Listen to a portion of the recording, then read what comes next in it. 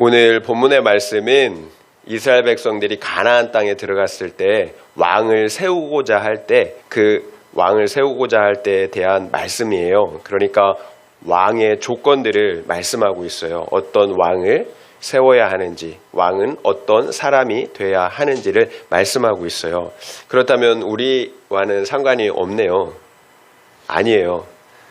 성경은 우리 모두를 하나님의 왕 같은 제사장이라고 말씀하세요. 하나님의 대리 통치자라는 거예요. 이 땅에서.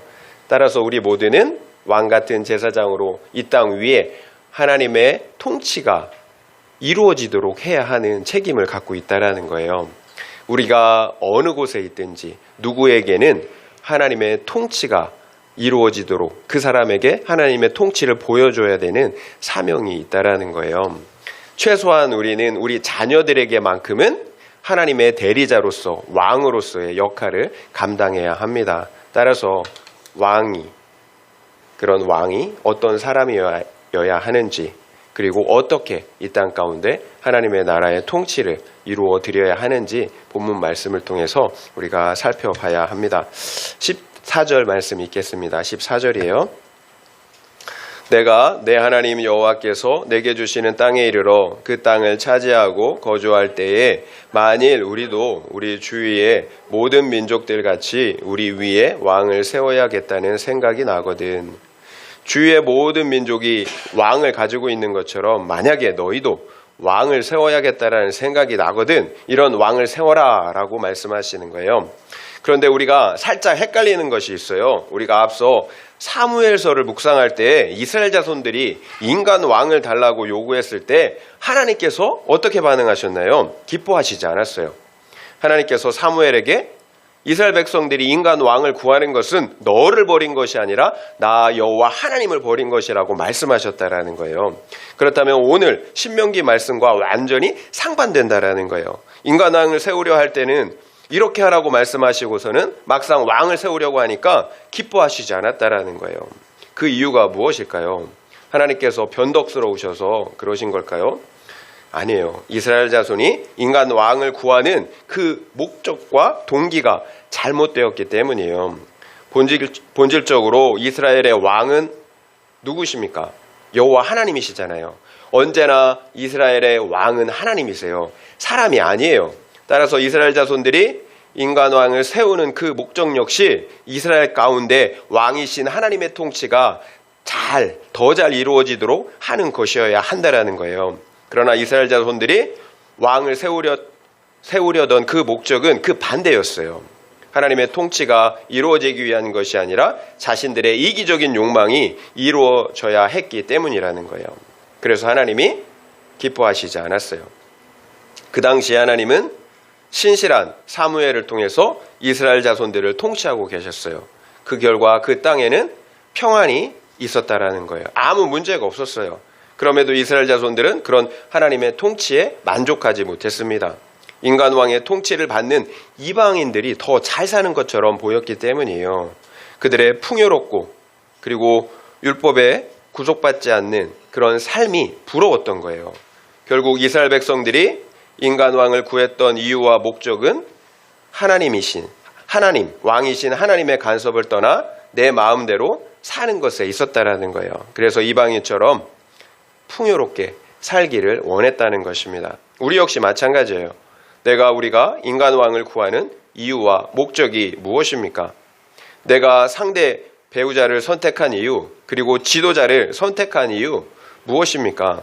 하나님의 통치가 이루어지는 거룩한 가정과 공동체를 원했기 때문입니까? 아니면 내가 원하는 행복하고 풍요로운 삶을 살기 원했기 때문입니까?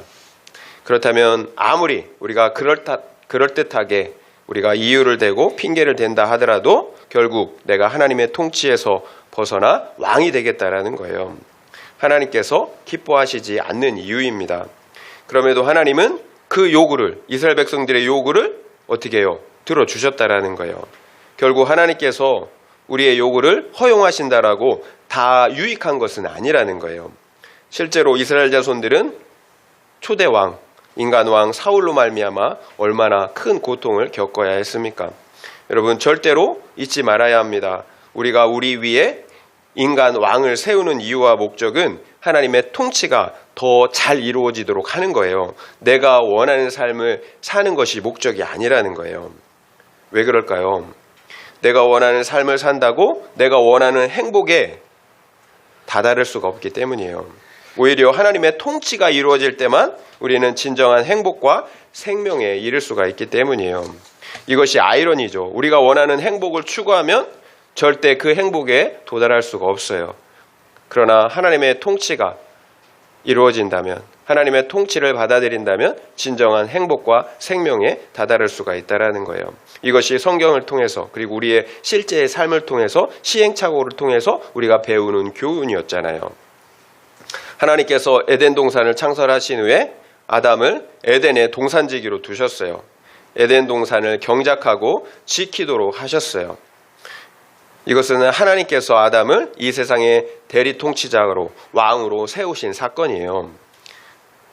하나님은 인간을 자신의 형상대로 인간을 만드시고 이 세상을 그 인간으로 하여금 대리 통치하게 하셨다라는 거예요. 그래서 아담은 왕 같은 존재예요. 하나님은 동산에 있는 모든 실과를 먹게 하셨어요. 자유를 주신 것입니다. 그러나 동산 중앙에 있는 선과 악을 알게 하는 나무의 실과는 먹지 말라라고 말씀하셨죠. 내가 먹는 날에는 반드시 죽으리라고 말씀하셨어요. 왜 이런 명령을 내리셨을까? 이게 중요해요. 왜 이런 명령을 내리셨을까요? 너는 왕이 아니라는 거예요. 내 위에 왕이 있다라는 사실을 잊지 말라라는 거예요. 이것이 선악과의 의미예요. 너는 왕이 아니라는 거예요. 그런데 아담은 어땠나요? 다른 것은 다 내 마음대로 할 수 있는데 왜 그것만 할 수가 없지? 그 하나마저도 내 마음대로 하고 싶었다라는 거예요. 그래서 선악을 알게 하는 그 금지된 나무의 실과를 먹지 않았습니까? 그러면 결국 내가 원하는 대로 행복해졌나요? 여러분, 내가 원하는 대로 살면 결코 내가 원하는 대로 행복할 수가 없어요. 하나님께서 말씀하셨던 것처럼 반드시 죽게 되었다라는 거예요. 이 땅에 저주와 죽음이 들어왔어요. 이 세상에서 우리가 도저히 이해할 수 없는 수많은 질병과 고통과 죽음과 범죄들, 우리가 그것들을 당하고 또 바라보게 되었다라는 거예요. 여러분, 하나님이 계시면 왜 저런 끔찍한 범죄가 일어나야 합니까? 이렇게 묻는 사람들이 있어요. 여러분, 총체적인 죄의 결과예요. 하나님이 의롭지 않아서 그런 일이 벌어지는 것이 아니에요. 마지막 날 하나님이 모든 것을 그 당신의 말씀에 그 의로움의 기준을 따라서 심판하세요. 결국 우리가 왕을 세우는 목적과 이유를 잃어버리면 안 돼요. 하나님의 통치를 벗어나는 것이 목적이 아니에요. 오히려 하나님의 통치를 더 잘 받아야 하기 때문에 인간 왕을 세우는 것입니다. 그렇다면 우리는 어떤 왕, 어떤 지도자를 세워야 하겠습니까? 15절 함께 읽겠습니다. 15절이에요. 반드시 내 하나님 여호와께서 택하신 자를 내 위에 왕으로 세울 것이며 내 위에 왕을 세우려면 내 형제 중에서 한 사람을 할 것이요 내 형제 아닌 타국인을 내 위에 세우지 말 것이며 반드시 여호와께서 택하신 자 그를 내 위에 왕으로 세우라고 말씀하세요. 그리고 내 형제 중에서 한 사람을 세우래요. 타국인, 이방인을 세우면 안 됩니다. 왕의 조건은 반드시 하나님의 택하신 사람이어야 합니다. 모세도 하나님의 택하신 지도자였고요. 그의 후계자인 여호수아도 마찬가지였어요. 하나님께서 택하신 지도자였어요. 그렇다면 하나님께 택함 받은 사람은 어떤 사람일까요? 하나님을 경외하는 사람이에요. 하나님의 말씀을 듣고 지키는 것을 제1의 가치로 여기는 사람, 바로 모세잖아요. 하나님의 말씀을 듣고 지키는 것을 제1의 가치로 여기는 사람, 그런 사람이 하나님께 택함을 받은 사람이에요. 그런 사람이 성령 하나님께서 함께 하시는 사람이에요. 그러니까 당연히 이방인일 수가 없는 거죠. 믿는 형제들 중에 한 사람이 지도자가 되어야 합니다. 그렇다면 여러분은 어떤 기준으로 나의 왕을 선택하시나요? 하나님을 경외하든지 말든지 말씀을 듣고 지키든지 말든지 그래서 성령 하나님과 동행을 하는지 말든지 여러분 중요하지가 않죠. 그저 어떤 상황에서도 나를 지지해 주는 사람, 칭찬해주는 사람을, 내가 원하는 것을 들어줄 수 있는 그 사람을 나의 왕으로 삼는다라는 거예요. 그래서 그런 사람들의 말을 듣고 여러분 우리가 의지하지 않습니까? 그런데 그러면 잘못된 왕이라는 거예요. 잘못된 왕을 세웠다라는 거예요. 그런 왕들의 특징이 뭘까요? 지금 당장 나의 육은 좋아요. 내 마음대로 살아도 위로와 칭찬을 해주니까 얼마나 좋아요. 무조건 위로해주고 칭찬해준단 말이에요. 그러니까 좋아요. 그러나 장기적으로는 내 영혼이 죽어요. 여러분 계속해서 설탕물을 마시고 사탕을 먹는다고 생각해 보세요. 어떻게 될까요? 당장은 좋잖아요. 달아서. 죽어요. 여러분 내 육이 좋아하는지 영이 좋아하는지 여러분 분별해야 합니다.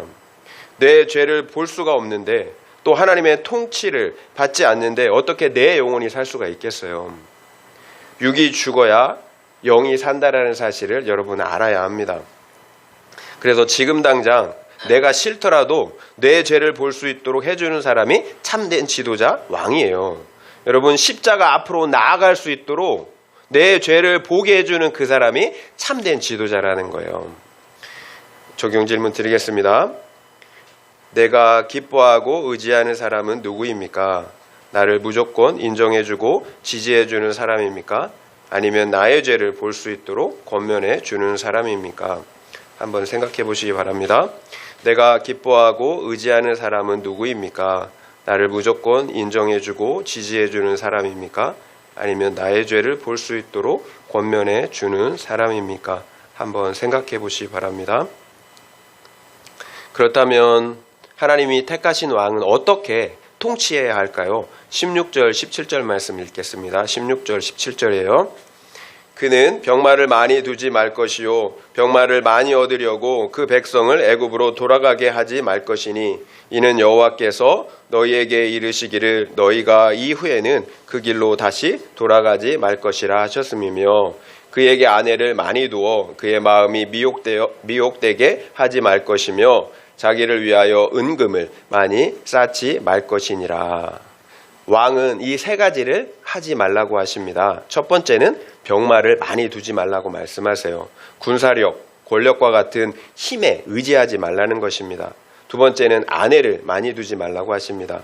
성적인 것, 육적인 정욕에 빠지지 말라는 것입니다. 세 번째, 은금을 많이 쌓지 말라라고 말씀하세요. 은금은 재물을 말하는 거죠. 재물을 탐하지 말라는 것입니다. 결국 왕은 권력, 성, 재물 이 세 가지를 많이 가지면 안 된다라는 거예요. 삼가라는 것입니다. 그렇다면 왜 권력과 성과 재물을 많이 가지면 안 될까요? 첫 번째, 왜 병마를 많이 두면 안 되겠습니까? 먼저는 병마를 통해 갖게 되는 힘과 권력을 하나님보다 더 의지하게 되기 때문이에요. 그리고 병마를 얻기 위해서는 병마의 주산지인 세상 애굽에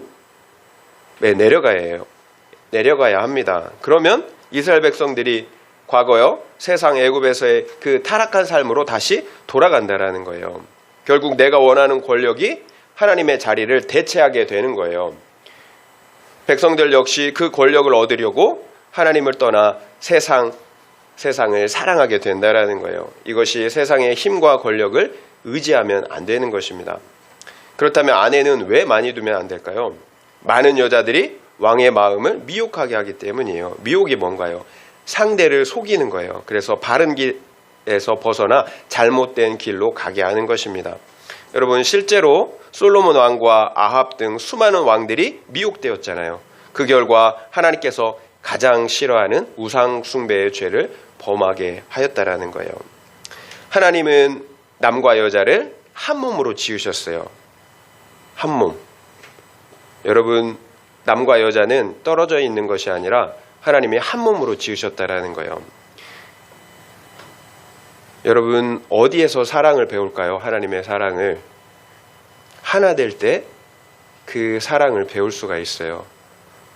그 사랑이 이루어지는 거예요. 하나님은 일부 일처를 원하신다라는 거예요. 요구하신다라는 거예요. 그리고 이것이 남녀 관계에서 거룩함이에요.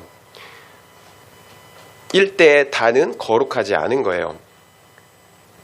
1대 1이 하나님이 보실 때 거룩한 상태예요. 그러면 재물은 왜 많이 쌓으면 안 될까요? 하나님보다 재물을 더 사랑하기 때문이에요. 반드시 우리가 돈을 사랑하든지 아니면 하나님을 사랑하든지 이렇게 둘 중에 하나를 하게 된다라는 거예요. 그래서 성경은 재물을 사랑하는 그 탐심을 우상숭배라고 하십니다. 여러분, 그럼에도 불구하고 힘과 그리고 성과 재물은 우리가 이 땅을 살아가는데 반드시 필요한 것들이에요. 여러분, 힘 없이 우리를 지킬 수가 있나요? 또 성 없이 살 수가 없잖아요. 사랑할 수가 없잖아요. 생명을 낳을 수가 없잖아요. 또 재물 없이 어떻게 살아갑니까? 문제는 이런 권력과 성과 재물을 너무 많이 소유하는 것입니다. 너무 많이 가지면 오히려 독이 된다라는 거예요. 하나님이 아니라 그것들을 더 의지하게 되기 때문이에요. 그러면 결국 그것들에 미혹되어 생명의 길에서 사망의 길로 가기 때문이에요. 그 대표적인 사람이 누구입니까? 바로 솔로몬이에요. 솔로몬. 제가 솔로몬이 얼마나 많은 부와 여자와 권력을 가졌는지 여러분 말씀을 통해서 알려드리겠습니다. 열왕기상 10장 26절에 이런 말씀이 있어요. 솔로몬이 병거와 마병을 모음에 병거가 1400대요 마병이 12000명이라 병거성에도 두고 예루살렘 왕에게도 두었으며, 병거가 1400대 그리고 장갑차가 12000, 마병이 12000. 제가 이 말씀을 드린 이유가 병거가 오늘날에는 어떤 분이 그러더라고요. 탱크와 같다고. 그러니까 탱크가 1400대 그리고 장갑차가 12000대가 있었다라는 거예요. 그리고 열왕기상 10장 23절에 보면 솔로몬 왕의 재산과 지혜가 세상 그 어느 왕보다 큰지라. 솔로몬의 재산과 지혜가 그 당시에 어떤 왕보다 컸다라고 많았다라고 말씀하고 있어요. 그리고 여자는 얼마나 많았나. 왕상 열왕기상 11장 3절에 이렇게 말씀하세요. 왕은 후궁이 700명이요 첩이 300명이라 그의 여인들이 왕의 마음을 돌아서게 하였더라. 후궁이 700, 첩이 300. 어휴. 이처럼 솔로몬이 그 어떤 왕보다 많은 힘과 부와 명예 그리고 여자를 가졌어요. 그렇다면 이 많은 부와 권력이 솔로몬을 지켜주었나요? 여러분, 솔로몬이 부럽지 않습니까? 그렇지 않아요. 그의 여인들이 왕의 마음을 돌아서게 하였더라. 결국 솔로몬은 부와 재물과 여자에 취해 우상 숭배의 길을 가고 말았습니다. 하나님께서 말년에 그 우상 숭배하는 솔로몬에게 2번씩이나 나타났어요. 그래서 회개할 수 있는 기회를 주셨어요. 우상 숭배에서 돌이키라고. 그러나 끝내 솔로몬은 그 2번의 기회를 차버리고 말았어요. 살리지 못했다는, 회개하지 못했어요. 결국 생명의 길에서 벗어나 사망의 길을 가고 말았습니다. 그리고 그 결과 이스라엘이라는 한 민족 국가가 남과 북으로 갈라지는 비극을 맞이하게 되었습니다. 결국 나도 죽고 나에게 맡겨주신 백성들도 죽게 만든 겁니다. 이것이 이 세상의 권력과 재물과 성을 기뻐하고 의지했던 삶의 결말이에요. 절대로 이 땅의 것들은 여러분 우리를 지켜줄 수가 없어요. 나를 지켜줄 수 있는 것은 오직 하나님 한 분뿐이에요. 그래서 하나님을 경외하는 것이 지혜의 근본이에요. 지혜의 근본은 여호와 하나님을 경외하는 것입니다. 그렇다면 솔로몬이 처음 왕이 되었을 때도 그처럼 하나님을 경외하지 않았을까요? 처음부터 권력과 재물과 성을 기뻐하고 의지했을까요? 그렇지 않잖아요. 솔로몬이 처음 왕이 되었을 때 그는 하나님께 1000번의 제사를 드렸어요. 말이 1000번이지 여러분 1000번 제사 드린다고, 예배 드리는 것도 힘든데 제사를 드린다고 생각해 보세요. 그 짐승을 일일이 다 잡아서 제사 드리는 게, 1000번을 드리는 게 결코 쉽지 않아요. 그처럼 솔로몬은 하나님을 경외하는 사람이었어요. 그러자 하나님께서 솔로몬을 기뻐하셨고 솔로몬에게 소원을 물어보셨어요. 그 당시에 솔로몬은 권력도 여자도 재물도 구하지 않았어요. 오직 지혜를 구했어요. 백성을 잘 다스릴 수 있도록 지혜를 달라고 하나님께 구했다라는 거예요. 그러자 하나님께서 솔로몬의 간구를 기뻐하셨어요. 그래서 지혜를 주셨어요. 그리고 솔로몬이 구하지 않은 부귀와 영어까지도 하나님이 그에게 주셨어요.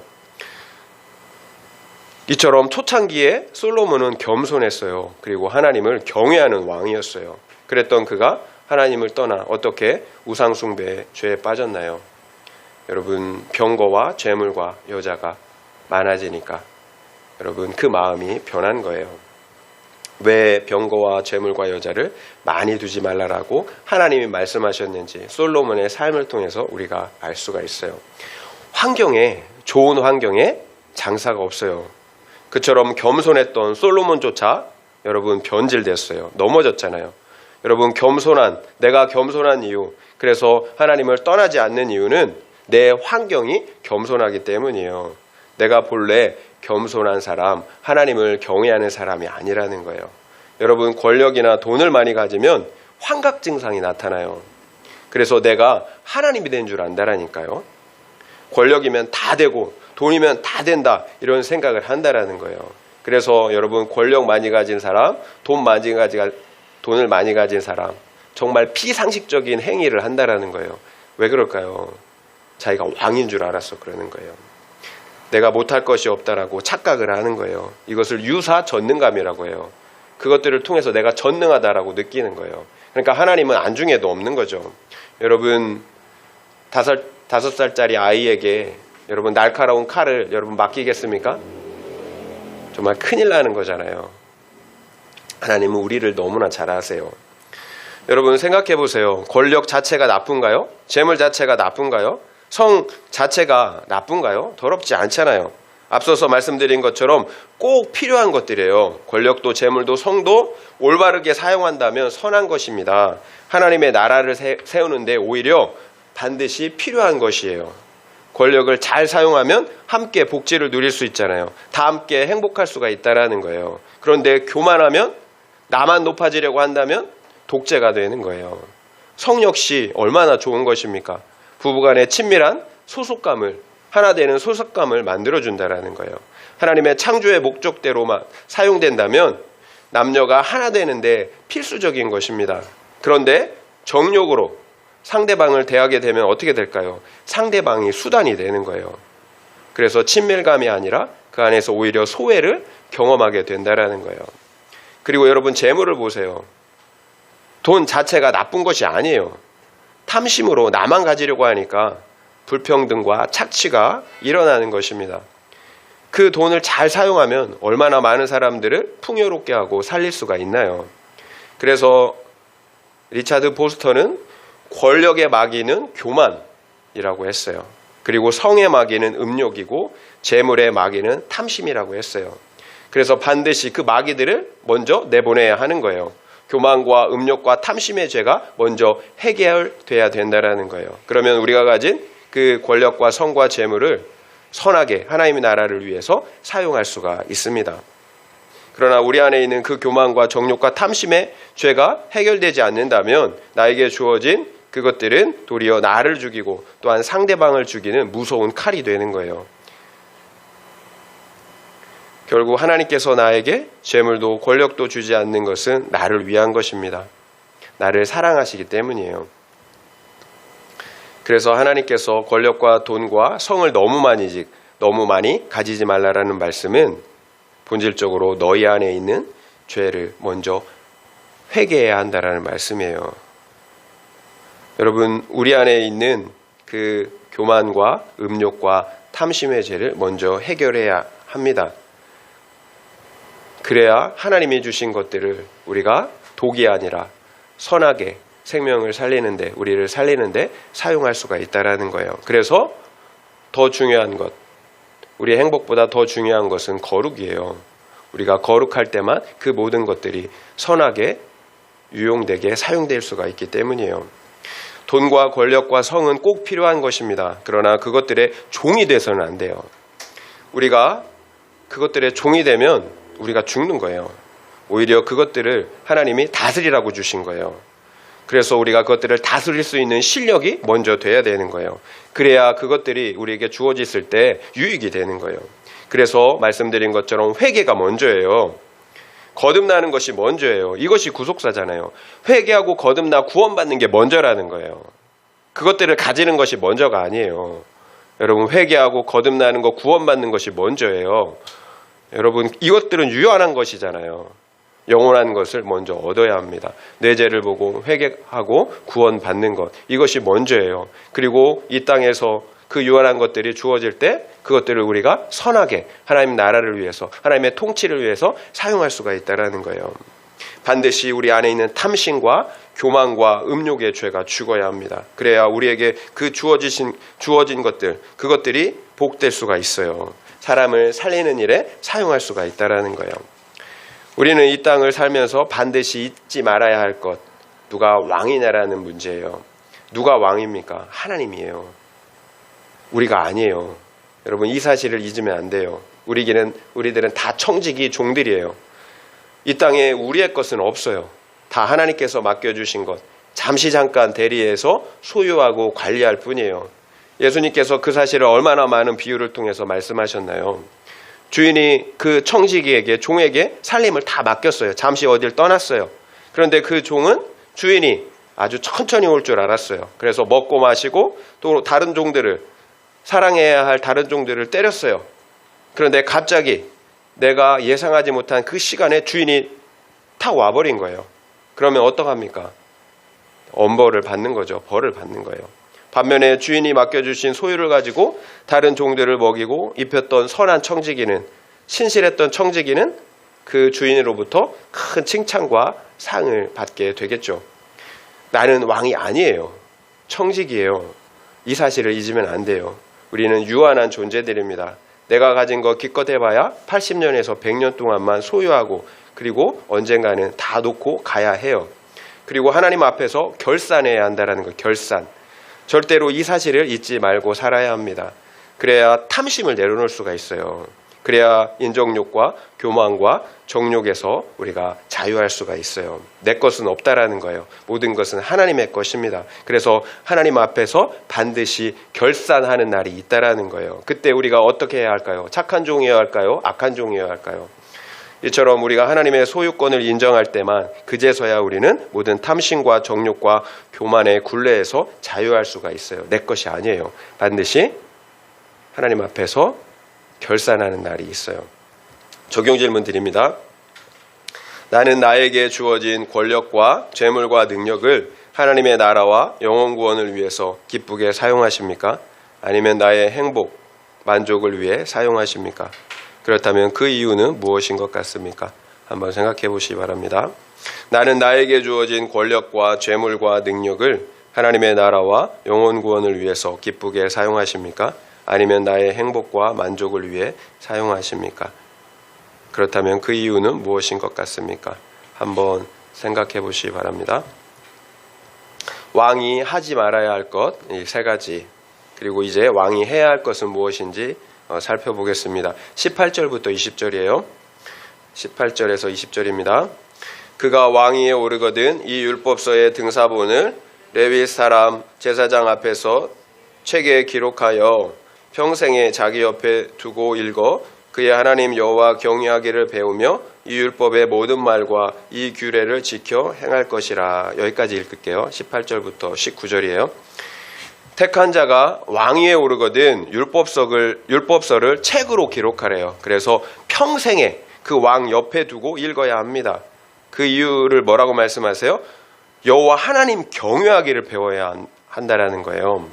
그래서 율법서의 모든 말씀과 규례를 지켜야 하기 때문입니다. 여러분, 무슨 말씀인가요? 계속 말씀드렸던 것처럼 누가 왕이냐의 문제예요. 그래서 평생에 율법책을 옆에 두고 읽어야 하는 것입니다. 왕이 하나님이시잖아요. 그러니까 왕의 그 명령, 그 말씀을 들어야 된다라는 거예요. 왕이신 하나님의 뜻이 무엇인지를 알아야 하기 때문이에요. 하나님의 뜻대로 이스라엘 백성들을 통치해야 하기 때문입니다. 그렇다면 우리가 하나님의 말씀을 옆에 두고 읽지 않는 이유가 무엇입니까? 여러분, 하나님의 말씀을 늘 옆에 두고 읽고 계시나요? 그렇지 않다면 우리가 나름대로 여러 가지 타당한 이유를 댈지라도 바빠서 그래요, 익숙하지 않아서 그래요, 이런 타당한 이유를 댈지라도 여러분 변명에 지나지 않는다라는 거예요. 내가 말씀을 읽지 않는 이유는 하나님을 나의 왕으로 인정하지 않기 때문이에요. 여전히 내가 왕으로 살겠다는 것입니다. 하나님의 말씀을 어쩌다가 한번 읽으라고 말씀하지 않아요. 평생에 옆에 두고 읽으라고 말씀하세요. 그래야 하나님을 경외하기를 배울 수가 있기 때문이에요. 또 그래야 하나님의 말씀을 순종할 수가 있기 때문이에요. 여러분, 하나님이 어떤 분인지 또 그분이 무엇을 원하시는지를 어디서 배우겠습니까? 성경 말씀에서, 성경 말씀에 어디에서 하나님을 알고 또 하나님 경외하기를 배울 수가 있겠어요. 하나님을 경외한다는 것이 무엇인가요? 두려워하는 거예요. 두려워하는 것. 그리고 사랑하는 것입니다. 두렵지만 사랑해요. 이것이 경외예요. 마땅히 두려워해야 할 그분을 우리가 두려워해야 합니다. 그는 창조주 하나님이세요. 그래서 그 하나님은 당신의 말씀의 법을 따라 우리 인생을 여러분 공의롭게 심판하시는 권세를 가지신 분이에요. 그런데 그런 하나님이 나를 구원하시기 위해서 자기 생명을 내어 주셨어요. 창조주 하나님, 심판주 하나님이 나를 구원하시기 위해서 십자가를 지셨다라는 거예요. 두려운 그 하나님이 어쩜 그렇게 나를 사랑하십니까? 그러니까 그 하나님을 우리가 어찌 경외하지 않을 수가 있겠어요? 결국 우리가 하나님의 말씀을 지키지 못하는 이유가 무엇이겠습니까? 하나님을 알지 못하니까. 그래서 하나님을 경외하지 않기 때문이에요. 그래서 하나님을 우리가 쉽게 우습게 생각하는 거예요. 그래서 알아야 합니다. 하나님을 제대로 알면 절대로 우리가 쉽게 가볍게 생각할 수가 없어요.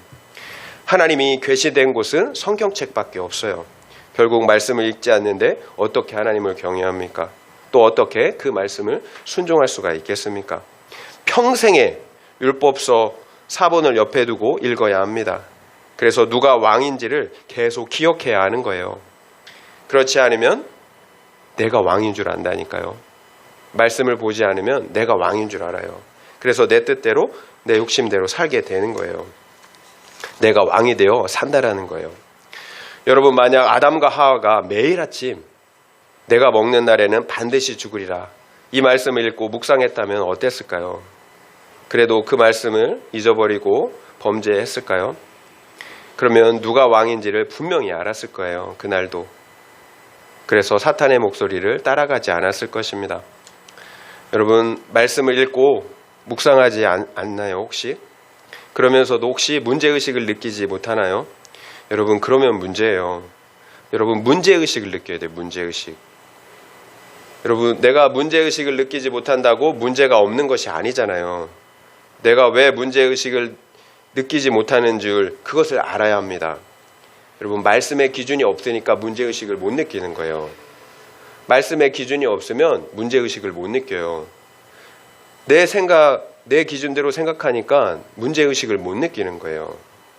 그렇다면 정말로 내가 가진 기준대로 심판을 받나요? 아니면 하나님의 말씀의 기준대로 심판을 받나요? 아담과 하와가 내 기준대로 심판을 받았나요? 아니면 하나님의 말씀의 기준대로 심판을 받았나요?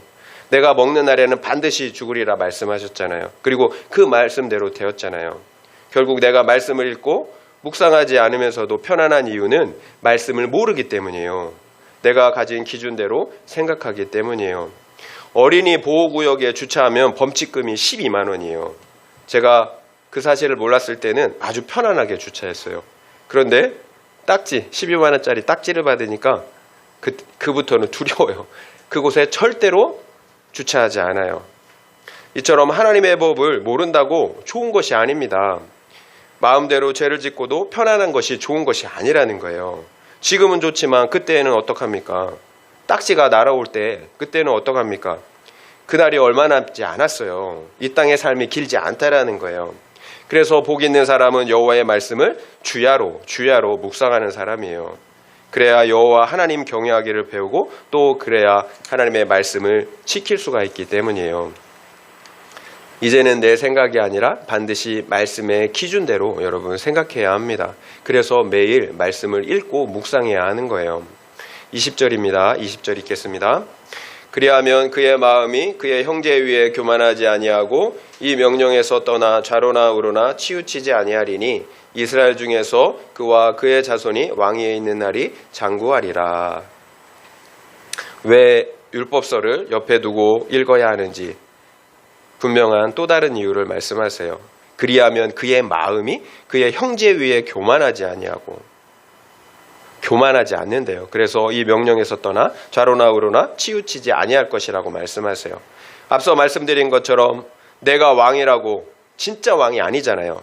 진짜 왕은 하나님 한 분밖에 없잖아요. 그래서 나 역시 이스라엘 형제 중에 한 명일 뿐인 거예요. 따라서 나는 하나님의 말씀의 법으로 백성들을 다스려야 할 뿐만 아니라 나 역시 그 말씀으로부터 동일한 법의 통치를 받아야 된다라는 거예요. 내가 왕이라고 하나님의 그 말씀의 법 위에 있을 수가 없다라는 거예요. 하나님 경외와 같은 말이 겸손이에요. 그러니까 하나님 경외의 반대말은 교만이겠죠. 그래서 하나님을 경외하지 않으면 반드시 교만하게 되어 있어요. 또 그래서 다른 사람들에게 교만한 사람들은 절대로 하나님을 경외하는 사람이 아니에요.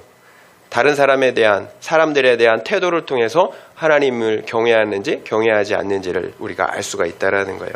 여러분, 겸손해야 합니다. 겸손은 우리를 존귀의 앞으로 데려다줘요.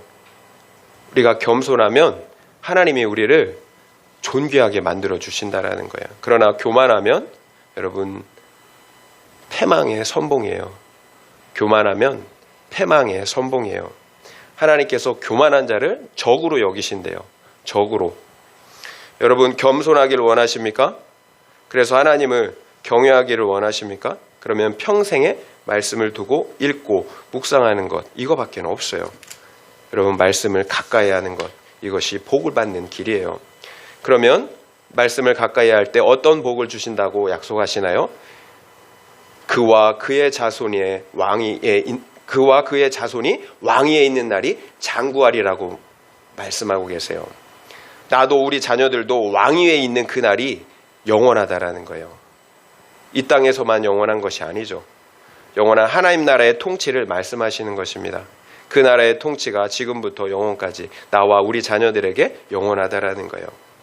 따라서 우리 자녀들에게 한 가지 유산을 남겨줘야 한다면 그것은 돈도 명예도 권력도 아니에요. 오직 평생에 말씀을 읽고 묵상하는 습관을 남겨주셔야 합니다. 성경책을 남겨주는 게 아니라 그 성경책을 읽고 묵상하는 습관을 남겨주셔야 합니다. 내가 먼저 그런 습관을 가져야겠죠. 보고 배우잖아요. 그 습관만이 우리 아이들을 평생에 지켜줄 수가 있어요. 왜 그래요? 그 습관만이 하나님을 경외하게 만들기 때문이에요. 하나님을 경외하게 하는 것은 말씀밖에 없어요. 말씀을 읽고 묵상할 때 그 사람이 하나님을 경외하게 됩니다. 오늘 말씀은 구속사로 볼 때 우리의 진정한 왕 예수 그리스도께 대한 말씀이에요. 하나님께서 우리 형제 중에서 택하신 자가 바로 예수 그리스도이십니다. 예수 그리스도께서 우리가 범죄함으로 잃어버렸던 하나님의 나라를 회복하셨어요.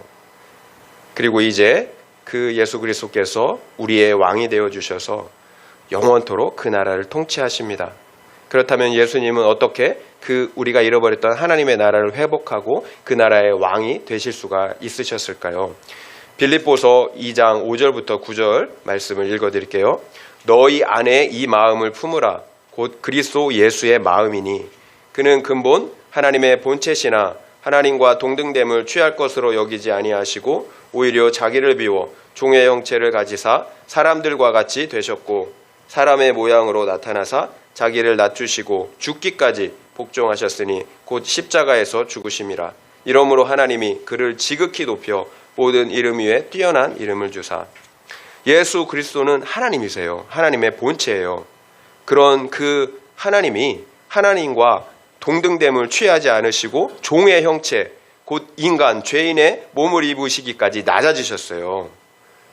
그리고 죽으시기까지 하나님 아버지의 말씀에 복종하셨습니다.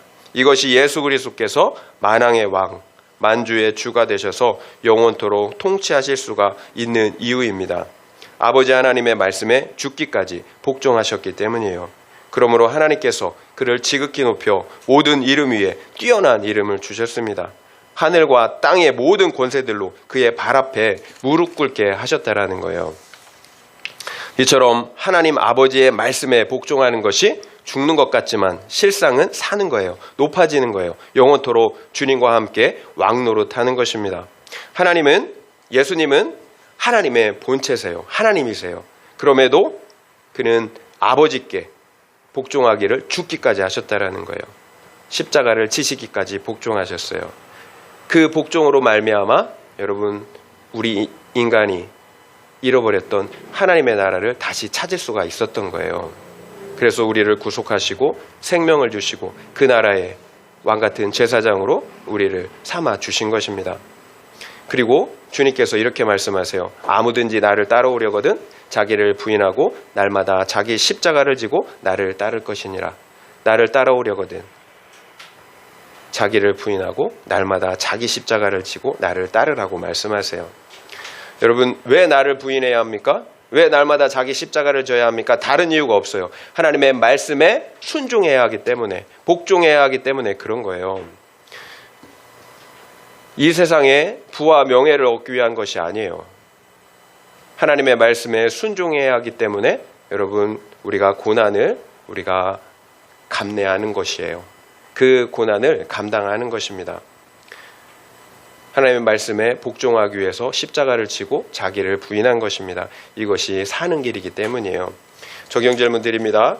나는 말씀을 읽고 묵상하는 시간이 즐겁습니까? 아니면 나의 자아를 실현하고 돈을 벌고 또 사람들을 만나는 그 시간이 즐겁습니까? 그렇다면 그 이유는 무엇인 것 같습니까? 한번 생각해 보시기 바랍니다. 나는 말씀을 읽고 묵상하는 시간이 즐겁습니까? 아니면 나의 자아를 실현하고 돈을 벌고 또 사람들을 만나는 그 시간이 즐겁습니까? 그렇다면 그 이유는 무엇인 것 같습니까? 한번 생각해 보시기 바랍니다.